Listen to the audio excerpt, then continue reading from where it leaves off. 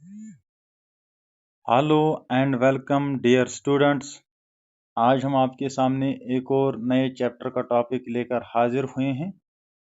Chapter का नाम है post independence era, Jammu and Kashmir on the path of modernisation.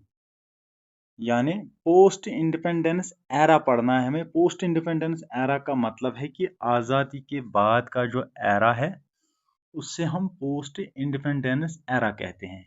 किसकी आज़ादी के बाद, यानी इंडिया की आज़ादी के बाद का जो ज़माना, जो एरा है, जो दौर था, उसे हम पोस्ट इंडिपेंडेंस एरा कहते हैं।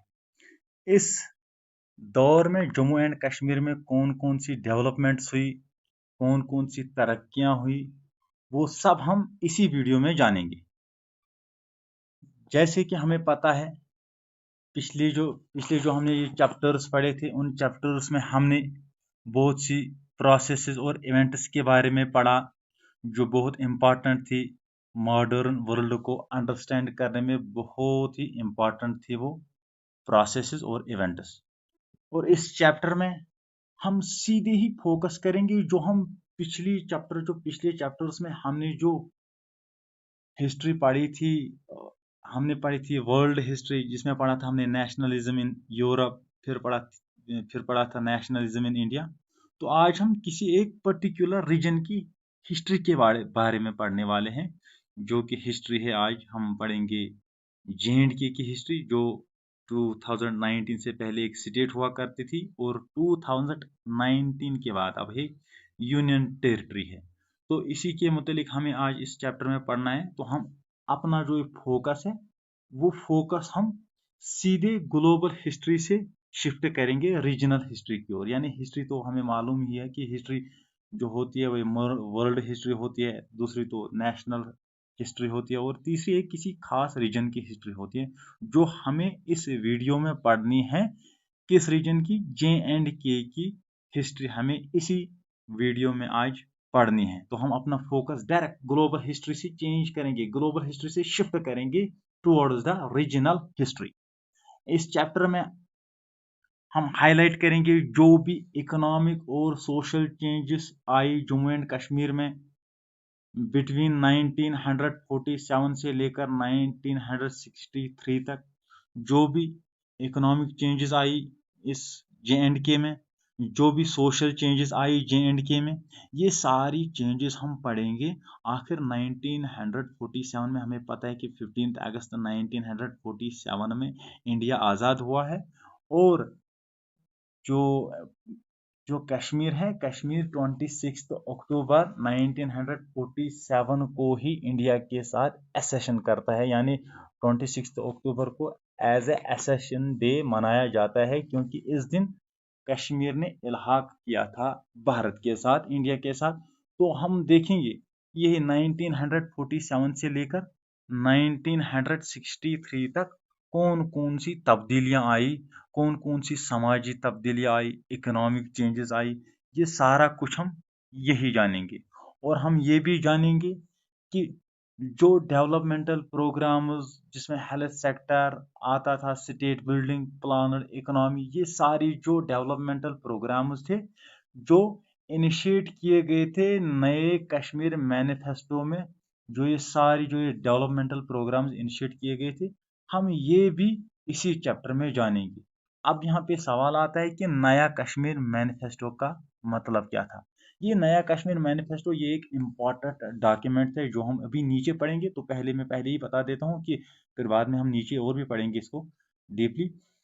तो ये नया कश्मीर मैनिफेस्टो एक डॉक्यूमेंट था। डॉक्यूमेंट का मतलब है एक रिटन या प्रिंटेड पेपर जो इंफॉर्मेशन देता है किसी चीज की, उसको हम डॉक्यूमेंट बोलते हैं। तो नया कश्मीर मैनिफेस्टो एक डॉक्यूमेंट था जो सोपोर में कंडक्ट करवाया था ऑन 29 सितंबर 1944 को नेशनल कॉन्फ्रेंस ने। यही नया कश्मीर, इस नए कश्मीर मैनिफेस्टो में बहुत सारे डेवलपमेंटल प्रोग्राम्स लिए गए थे, और इन्हीं डेवलपमेंटल प्रोग्राम्स के बारे में हमें इस चैप्टर में पढ़ना है। हम डीपली पढ़ेंगे, और हमें इस चैप्टर में ये भी पढ़ना है कि ये जो शेख मोहम्मद अब्दुल्ला के अंडर जो भी प्रोग्राम्स इनिशिएट किए गए थे, इन प्रोग्राम्स को प्रैक्टिकल शेप कैसे दी गई, किसने दी? जब बख्शी गुलाम मोहम्मद जो थे ये सेकंड प्राइम मिनिस्टर थे किसके? इसी स्टेट के। अब ये स्टेट नहीं रहे, अभी यूनियन टेरिटरी है। इस स्टेट के सेकंड प्राइम मिनिस्टर थे बख्शी गुलाम मोहम्मद। इसी बख्शी गुलाम मोहम्मद के अंडर जो ये सारे प्रोग्राम्स थे इनको प्रैक्टिकल शेप मिली। अब ये सारा कुछ हम इसी में जानेंगे। यहाँ पर एक बात याद रखने वाली बात है कि 1965 तक यहाँ अपने प्राइम मिनिस्टर हुआ करते थे और 1960 के बाद ये सारा सिनेरियो चेंज होता है जे.एंड.के में। इससे पहले अगर मैं बताऊं तो सबसे पहले first prime minister of Kashmir, Jammu and Kashmir हुआ करता था महरचंद महाजना। उन्होंने बहुत कम डेज के लिए वो प्राइम मिनिस्टर बने थे। इसके बाद बने थे शेख मोहम्मद अब्दुल्ला और उसके बाद बने थे यही बख्शी गुलाम मोहम्मद। यही बने थे प्राइम मिनिस्टर। इसी बख्शी गुलाम मोहम्मद के दौर में जो ये प्रोग्राम है इनका कुछ जानेंगे। तो अब सब टॉपिक पढ़ेंगे इसका। नया Kashmir manifesto. Naya Kashmir manifesto an important document. Naya Kashmir manifesto an important document, यानी ये नया कश्मीर मैनिफेस्टो जो है ये एक इम्पोर्टेंट डॉक्यूमेंट है। डॉक्यूमेंट तो आपको मैंने अभी बोला ये कि ये एक रिटन या प्रिंटेड पेपर होता है जो किसी खास चीज की प्रूफ देते हैं हमें। जो किसी खास चीज की प्रूफ देते हैं उसको हम डॉक्यूमेंट बोलते हैं कि नहीं बोलते? डॉक्यूमेंट बोलते हैं। तो यही डॉक्यूमेंट नया कश्मीर मैनिफेस्टो एक डॉक्यूमेंट था। इसी डॉक्यूमेंट में क्या क्या हुआ तो ये हम सारा भी इसी वीडियो में जानेंगे। तो सितंबर 29 1944 को ये नेशनल कॉन्फ्रेंस जो उस वक्त की सबसे मोस्ट पॉपुलर पार्टी हुआ करती थी इस जे.एंड.के स्टेट में, जो then the most powerful political party हुआ करती थी इस स्टेट में, इन्होंने अडॉप्ट किया नया कश्मीर मैनिफेस्टो। एक मीटिंग हुई थी पॉलिटिकल एक्टिविस्ट्स की। कहाँ पे हुई थी? सोपोर में हुई थी। तो ये एमसीक्यू पूछा जा सकता है आपके एग्जाम में, क्योंकि इस चैप्टर के खाली 3 ही मार्क्स हैं। इन 3 मार्क्स में आपको 3 एमसीक्यू डेफिनेटली आने वाले हैं। तो ये एक एमसीक्यू पूछा जा सकता है कि बताइए जो ये नया कश्मीर मैनिफेस्टो था, बताइए ये कहाँ पे अडॉप्ट किया गया? तो ये नया कश्मीर मैनिफेस्टो अडॉप्ट किया गया सोपोर में। बताइए कब अडॉप्ट किया गया? ये अडॉप्ट किया गया था सितंबर 29 1944 को ये नया कश्मीर मैनिफेस्टो अडॉप्ट किया गया था। किसने अडॉप्ट किया था? ये अडॉप्ट किया था नेशनल कॉन्फ्रेंस ने, जो उस जमाने की सबसे मोस्ट फेमस या सबसे पॉपुलर पॉलिटिकल पार्टी थी। इसने अडॉप्ट किया था ये नया कश्मीर मैनिफेस्टो। कहाँ पे अडॉप्ट किया था? ये नया कश्मीर मैनिफेस्टो अडॉप्ट किया था इन्होंने सोपोर में। ये एक कम्प्रहेंसिव प्लान था किसके लिए? इकोनॉमिक, सोशल, पॉलिटिकल और cultural reconstruction of the region. यानी एक कम्प्रहेंसिव प्लान था किसके लिए? इस रीजन की इकोनॉमिक और सोशल, पॉलिटिकल और कल्चरल रिकंस्ट्रक्शन के लिए ये एक कम्प्रहेंसिव प्लान था। और इस कश्मीर मैनिफेस्टो का जो ऑथर है उसको किसको कंसिडर किया जाता है? B L Bedi. B L Bedi को इस मैनिफेस्टो का ऑथर कंसिडर किया जाता है। यानी अगर एमसीक्यू आ सकता है एग्जाम में, बताइए जो नया कश्मीर मैनिफेस्टो था इसका ऑथर किसको माना गया है? इसका ऑथर BPL बेदी को माना गया था। और ये मैनिफेस्टो था, ये मैनिफेस्टो 2 पार्ट्स में डिवाइड किया गया था। जो ये नया कश्मीर मैनिफेस्टो है ये 2 पार्ट्स में डिवाइड किया गया था। एक पार्ट जो था वो डील करता था कॉन्स्टिट्यूशन के साथ। कॉन्स्टिट्यूशन का मतलब है आइन। आइन का मतलब है कि ये एक बुक होती है रूल्स की, जिसके अंडर एक कंट्री को चलना पड़ता है। एक कंट्री इसी के अंडर चलते है, इस कॉन्स्टिट्यूशन के अंदर। यानी 1944 को ये नया कश्मीर मैनिफेस्टो अडॉप्ट किया जाता है। इस नए कश्मीर मैनिफेस्टो को 2 हिस्सों में डिवाइड करते हैं। एक जो हिस्सा है ये डील करता है कॉन्स्टिट्यूशन ऑफ द स्टेट के साथ। यानी हमें मालूम है कि जो ये जे.एंड.के की स्टेट हुआ करती थी 2019 से पहले यहाँ पे अपना कॉन्स्टिट्यूशन था। ये कॉन्स्टिट्यूशन कहाँ से? ये कॉन्स्टिट्यूशन मिला था हमें जब नया कश्मीर मैनिफेस्टो 1944 को अडॉप्ट किया गया था। इसी मैनिफेस्टो को दो हिस्सों में डिवाइड किया गया था।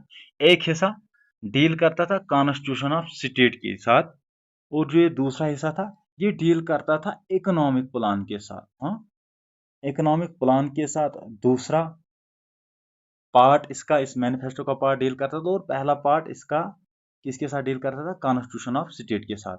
अब यहाँ अपना कॉन्स्टिट्यूशन नहीं है, अब कॉन्स्टिट्यूशन ऑफ इंडिया ही एप्लीकेबल है जे एंड के को भी, जैसे कि बाकी बाकी स्टेट्स और यूनियन टेरिटरी को ही कॉन्स्टिट्यूशन ऑफ इंडिया ही एप्लीकेबल है, इसी तरह जे.एंड.के को भी अब कॉन्स्टिट्यूशन ऑफ इंडिया ही एप्लीकेबल है। इससे पहले 2019 से पहले यहाँ अपना कॉन्स्टिट्यूशन हुआ करता था। वो कॉन्स्टिट्यूशन कहाँ बना था? वो कॉन्स्टिट्यूशन इसी नया कश्मीर मैनिफेस्टो 1944 में बना था। ये नया कश्मीर मैनिफेस्टो था, इस नए कश्मीर मैनिफेस्टो ने इसने तस्वुर किया था कि हम एस्टेब्लिशमेंट करेंगे, काउंसिल एस्टेब्लिशमेंट करेंगे। किसके लिए? हम काउंसिल एस्टेब्लिशमेंट करेंगे, नेशनल एजुकेशन के लिए हम काउंसिल एस्टेब्लिश करेंगे, कल्चरल अपलिफ्टमेंट के लिए, वुमेन राइट के लिए, कम्युनिकेशन के लिए और हेल्थ के लिए हम काउंसिल्स एस्टेब्लिश करेंगे। और एक और सबसे खास बात जो इस मैनिफेस्टो की थी, सबसे खास बात ये थी कि यहाँ पे नेशनल इकोनॉमिक प्लान सबसे सिग्निफिकेंट पार्ट था इस मैनिफेस्टो का। जो ये नया कश्मीर मैनिफेस्टो था, इसके कुछ अहम सिग्निफिकेंट पार्ट थे। इन सिग्निफिकेंट पार्टों में एक significant part national economic plan भी था। यहाँ पे लिखा है the national economic plan was the most significant part of the manifesto, यानी इस मैनिफेस्टो का ये एक मोस्ट सिग्निफिकेंट पार्ट माना जाता है।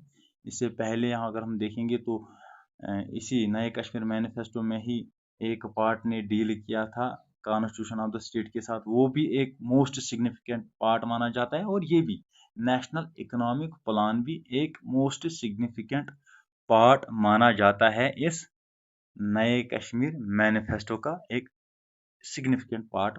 जो ये नया कश्मीर मैनिफेस्टो था, it advocated the socialisation of all instruments of production.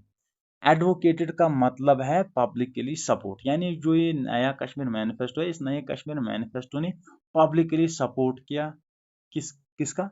कि सोशलाइजेशन होनी चाहिए। जो तमाम इंस्ट्रूमेंट्स ऑफ प्रोडक्शन है, इंस्ट्रूमेंट्स ऑफ प्रोडक्शन ऐसी चीजें होते हैं जो हमें काम करने के लिए जरूरत पड़ती है, जैसे कि टूल्स, मशीनरी होती है, यही यही होते हैं इंस्ट्रूमेंट्स ऑफ प्रोडक्शन। यानी ये जो नया कश्मीर मैनिफेस्टो है, इसने एडवोकेट किया। एडवोकेट का मतलब है पब्लिकली इसने सपोर्ट किया कि सोशलाइजेशन होनी चाहिए तमाम जो इंस्ट्रूमेंट्स ऑफ प्रोडक्शन है, और रीऑर्गेनाइजेशन ऑफ प्रॉपर्टी रिलेशनशिप, यानी reorganisation of property relationship and instrument of production.